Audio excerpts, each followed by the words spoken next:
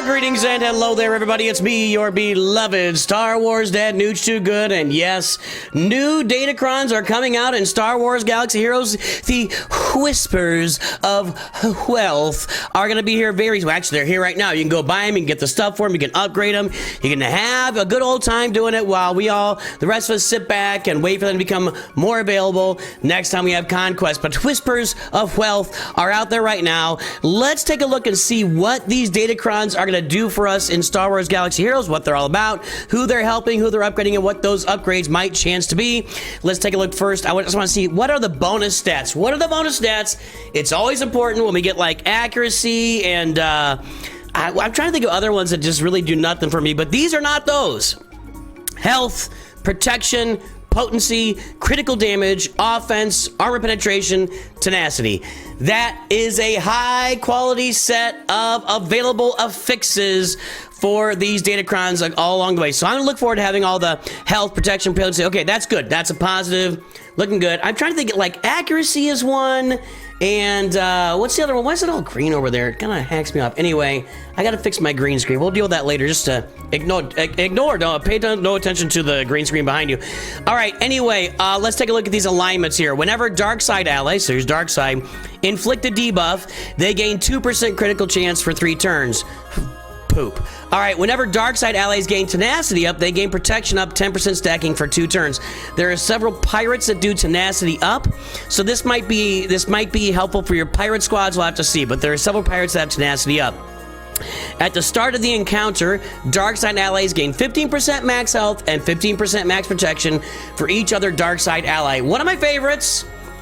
I like applying this across the board. You put it on like Lord Vader, you get a whole bunch of extra health for the team because it all converts to health. Darth Maul, I mean, just put this on any kind of team, even like your offensive teams. This is kind of a plug and play, really great Datacron for almost every character in the game. I like that a lot. Whenever dark side allies use a basic, they gain critical chance up, critical damage up, and another good one.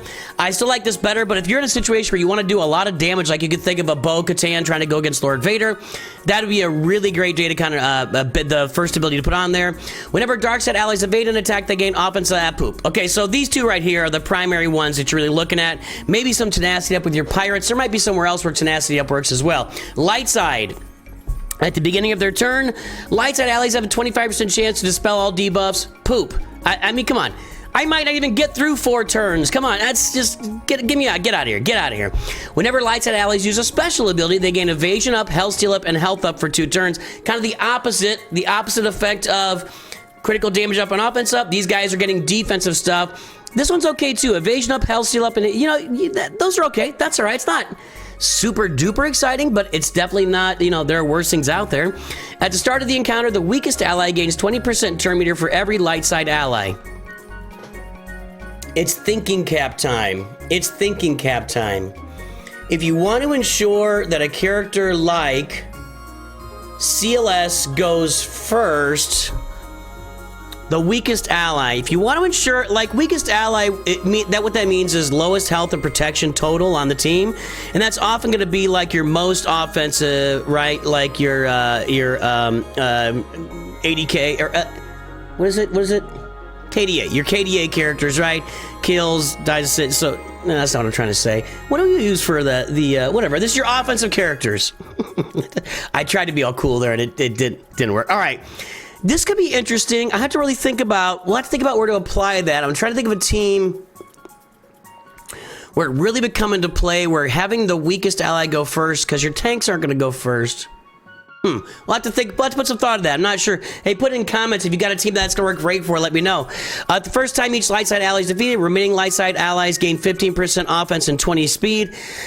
I'm not big on that. If you got a light side team where the people are dying a lot, it could be really good for whoever's left over. That's a really kind of a defensive cron that you stick on like Rey. Like that could really do some good on Rey, right? Where she's just stacking offense and speed the whole time, and she just crushes people. Whenever light side allies are evaded by an enemy, that ally gains accuracy up for 2. Nah, in other words, all right. I mean, it might matter for Hondo and Naka these days. I thought we had the 25% health, and I guess we didn't. All right. So, out of these, I kind of like this one the best on defense on your light side teams. This one looks interesting, and this one's all right, too. But the best, of course, I just like this. Health and protection, that's the one you're really looking for when you can get it. All right, let's go ahead and reduce that. Let's go to level 6 here and see our bonus mechanics for our factions. Pirates. Whenever pirate allies stagger or stun an enemy, they deal bonus damage equal to 35% of that enemy's max health, which can't be evaded. I know there's a stagger on Captain Silva. I know there's a stun on Vane. Too many Ains. Trying to think where else there's a stun or a stagger. I'm not sure. I have to think about it, but I do like that damage there. I do like that. At the start of each turn, if non-galactic legend pirate allies have 50% or more turn meter, damage they receive is reduced by... I like that one, just generally speaking, if they're on defense. However, based on what we're seeing with Hondo here in the first few days, I don't think he's going to be on defense very often. Not very often. Although you could still use it on offense to keep your damage down. Whenever pirate allies inflict a debuff on an enemy during their turn, they deal bonus damage equal to 10%. That could be nice. When you see like Brutus out there throwing multiple debuffs out. That could be interesting with the max health damage. Whenever pirates allies damage enemies with an ability, they grant tenacity up for 2 turns. There's your tenacity up, which should take you up to the top, get you some protection up. So that could be a nice little combo on the tenacity up there for pirates only. All right, here we go. And this will be active for, I guess, by the time we get Maz Kanata, we'll have this going. If all allies are pirates at the start of the encounter, pirate allies gain 3 stacks of profit. Whenever, it's already really good for Galactic Legend Hondo. Whenever pirate allies have 15 or more combined stacks of profit, pirate attacker allies gain stealth whenever they're critically hit. Whenever a pirate tank uses an ability, all other pirates are called to assist. Whenever a pirate support or healer is inflicted with a debuff, all pirate allies recover 5%. Whenever a pirate ally consumes a stack of profit, all pirates gain 5% defense. Oh, well, that's going to be Hondo consuming 10 stacks of profit on his the mask assist call. Max 150. Well, that's going to be 50 each time. Yeah, that could be. This is going to be a great Hondocron right here. A great Hondocron. And yes, of course, as always or almost always is the case, more words equals good words. Okay, first order. Okay, we got first order in. This kind of ties in with my theory, and I think a broadly ranging theory. I'm not the only one that has this. That we're going to start to see some Force Awakens stuff here for the 10th anniversary of both the game and Force Awakens. First Order back in the saddle. These, I reviewed it, I believe, and I might be wrong, that all or most of these were out there with the First Order Cron in a previous iteration. I think it's the same thing. If all allies are First Order, they gain damage immunity for 2 turns. I don't remember that. Whenever a First Order ally is critically hit, all First Order allies gain 10% critical damage. Max 50% until the end. Whenever a First Order ally attacks on a turn, all First Order allies gain 10% offense, max 50%. I like damage. Whenever an enemy is defeated by a First Order ally that can't be revived, well, that just takes Kylo's thing and just spreads it to everybody. Kylo does most of the killing anyway, unless you're out there with Phasma or something. Whenever First Order allies stun an enemy, they gain speed up and offense up for 2 turns and inflict expose for 2 turns. That's all right. We get a lot of stun in there. OG Kylo Ren Unmasked, Supreme Leader Kylo. Whenever a First Order ally defeats an enemy, they gain a bonus turn, and whenever First Order ally has full health protection, they deal 100% more damage. I think this is the best one. More words equals more good stuff. And I really don't remember this. I might be just kind of misremembering, but yeah, and it'll be curious to see the interaction here with Rey, you know, Darkseid Rey on that team now as well, because we didn't have that previously when this came out. Unaligned Force User. Whenever a Darkseid or Lightside unaligned Force User critically hits an enemy, dispel. By the way, two sets here for factions that have both light and dark side, with the pirates and unaligned Force users. Whenever a dark side or light side unaligned Force user critically hits an enemy, dispel all debuffs on themselves and gain 5% turn meter. Whenever a dark side or light side unaligned Force user uses a special ability against an enemy with at least 3 debuffs, reduce that enemy's max health by 5%. Whenever an UFO, just it's all of them. Whenever an UFO uses a special ability when they have at least 3 buffs, can be dispelled, gain 5% max health. That seems pretty strong. Whenever an UFO deals damage, this is any UFO. It's interesting, why do they put dark or light side? They've not released any more neutral characters. I don't know why they did that here and then here it is. I don't understand that.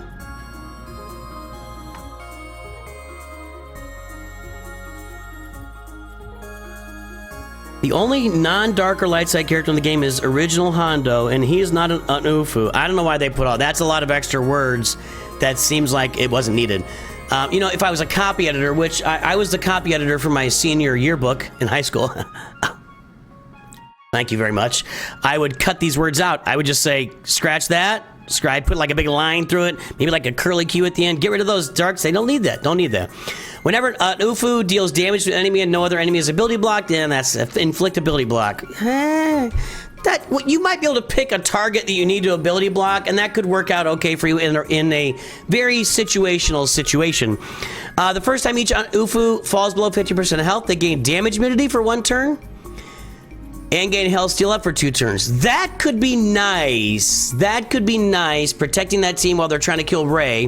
Whenever enemies are damaged at the start of their turn, UFOs gain 2% turn meter. No. Whenever, you don't want that with your Seer team for sure. You don't want them gaining turn meter, especially at the beginning. Whenever UFO allies critically hit an enemy during their turn, that ally gains 10% offense, stacking for 2 turns. That's all right. I like this one. Yeah, right? Yeah, this is the best one. This is the best one. Reducing max health, gaining turn meter, and gaining max... I like all that. I like all that. Okay, so... out of these, the best crown by far is the pirate crown here. That's not even... The other ones have some nice stuff in there. That pirate crown is crushing it, boys and girls, crushing it. All right, here we go with characters at level 9. Brutus. Whenever another ally recovers protection, Brutus gains foresight for 1 turn. Meh. Ahsoka Fulcrum. There's your UFO. Whenever Ahsoka Fulcrum gains retribution, they also gain 10% defense and health steal, stacking max 200% and 10 speed until the end of the encounter. That could make her interesting on an UFO team and or a Spectre team. I think when she does the special, she gains retribution. Maybe you put somebody else there that gives her retribution. Maybe put in a General Kenobi or something. I'm trying to think of this. That's interesting. I don't know. 10% defense and health steal and 10 speed is the most important thing. Defense isn't going to be... I don't think defense... Maybe that goes with her in Territory Wars as a solo character. That could be nice too. Kylo Ren, Supreme Leader Kylo Ren. Whenever SLKR has 100 or more stacks of Siphon, he ignores Stealth and Taunt. For every 20 stacks of Siphon, First Order allies gain 10% defense and health steal, stacking max 200% till the end of the encounter. Pretty good. That's pretty strong for Supreme Leader Kylo Ren. Emphas Nest. You guys know I love Emphas Nest. I'm hoping I can play more with her with the Pirates, maybe with Maz Kanata possibly. I love Emphas Nest. Whenever Emphas Nest stuns an enemy, which she does on her first special, she gains 10% critical damage, stacking max 200% and 5 speed until the end of the encounter. Is somebody going to be reducing her cooldowns? Because she's not going to stun them that often. Man, that might make you want to put potency on her for the first time. You usually have tenacity on her. First Order Stormtrooper. The first time Faust is defeated, they are revived with 100% health, gain protection over time for 2 turns, and take a bonus turn. That's all right. That's all right. Kind of makes him compete with crew at that point. Kylo Ren, whenever another ally uses an ability, he assists, dealing 50% more damage. Poop. You're not going to have him on any teams anyway. Unless you can somehow lift the Phasma team with one of these crowns, which I know First Order TIE Pilot, Special Forces coming up. But if you put that Special Forces TIE Pilot one on there, you're never going to use this. You're never going to use that. Hondo Onaka, whenever Hondo Onaka uses, the only way you could use this.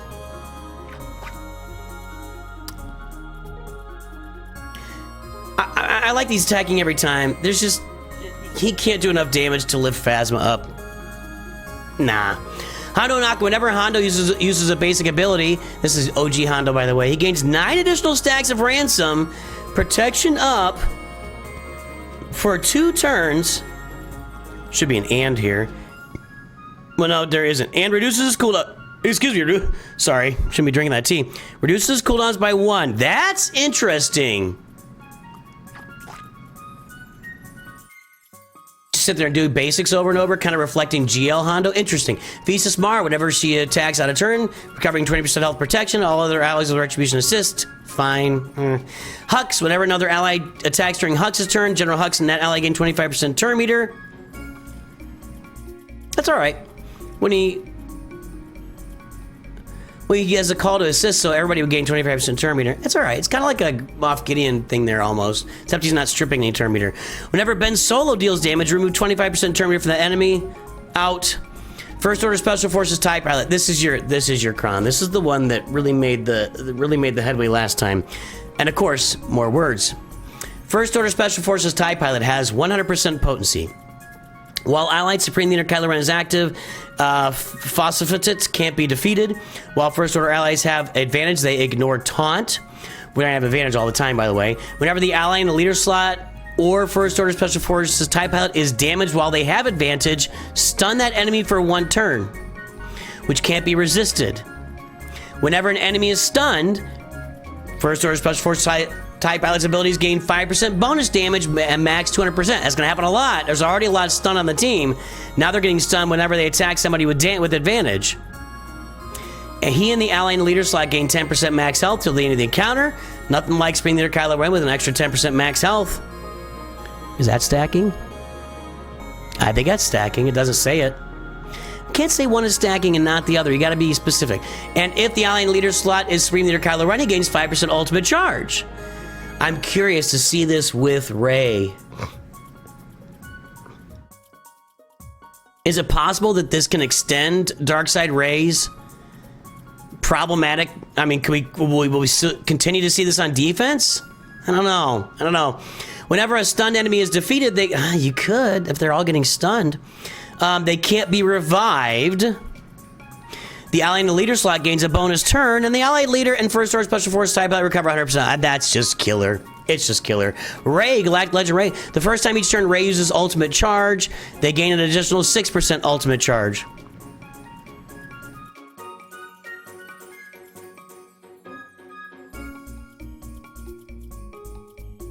I was gonna load her. I was thinking the first time she uses ult. But no, every time they gain, because I turned gains into uses in my brain. Did I say uses? First time she gains ultimate charge, I said uses, which doesn't make any sense. All right, well, gaining an extra 6% is going to load up her ultimate approximately 40% faster. That's how that math is done. Maybe I need a spreadsheet. I don't know. Anyway, Seer Junda. Whenever Seer Junda uses a basic ability, other allies gain 25% turn meter. Again, you're not really looking for that team to gain a lot of turn. Maybe just I don't know. Silva. Whenever Captain Silva removes turn meter on his second special, he recovers 20% health and protection and resets the cooldown of a random pirate ally. It's kind of fun. It's kind of got a little chopper thing there. Just random cooldowns, right? CLS, whenever CLS damages an enemy with a special ability and the enemy doesn't have armor shred, inflict armor shred on them. I think we've had this, right? Maybe not on this Kron. I don't know if it's on an Ufu Kron or something else. Whenever CLS uses a basic and damages an enemy with armor shred, inflict exposed for 2 turns, which can't be resisted, and CLS gains protection up stack. This feels like not. It sounds cool, but honestly, if he inflicts armor shred on... The armor shred is good, but this team kills people so fast anyway.